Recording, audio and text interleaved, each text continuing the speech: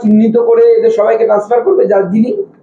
আমার তো মনে হচ্ছে এরপরে গোটা সেক্রেটারিয়েটটাই না ট্রান্সফার হয়ে দার্জিলিং চলে যায়। যখনই দেখা যায় কেউ নেতা আন্দোলন করছে সামনে থেকে দার্জিলিং ট্রান্সফার করে দেয়।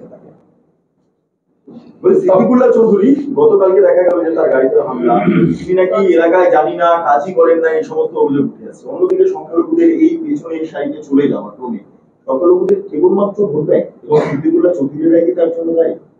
দেখুন, সংখ্যালঘুদেরকে মাননীয় মুখ্যমন্ত্রী যেভাবে ধর্মীয় সুরসুরি দিয়ে তাদের ভোটের অপব্যবহার করছে, তাদের বেসিক ডেভেলপমেন্ট কিচ্ছু হয়নি। গতকাল আমাদের সভাপতি বলেছেন যে আমরা কি ধরনের চাই ডেভেলপমেন্ট। ভারতীয় জনতা পার্টির সরকার, নরেন্দ্র মোদীর সরকার প্রধানমন্ত্রী আবাস যোজনা দেবার সময় দেখেননি কে হিন্দু কে মুসলিম। গ্যাসের কানেকশন, উজালা কানেকশন, বিনা পয়সায় গ্যাস কানেকশন দেওয়ার সময় ভারতীয় জনতা পার্টির সরকার দেখেনি যে কে হিন্দু কে মুসলিম। আমরা এই ডিমার্কেশনে বিশ্বাস করি না।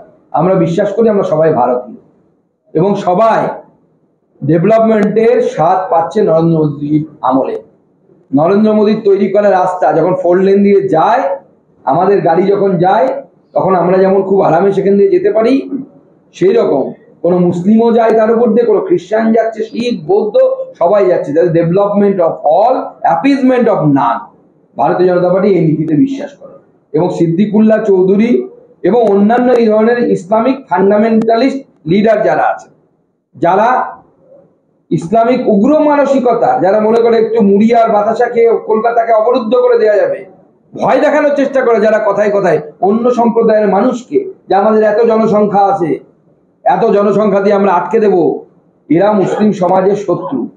এরা মুসলিম সমাজকে পিছিয়ে দিচ্ছে এবং ভারতবর্ষ তথা পশ্চিমবঙ্গের শত্রু। বলছি, সিদ্দিকুল্লাহ চৌধুরীর বিরুদ্ধে অভিযোগ করা হচ্ছে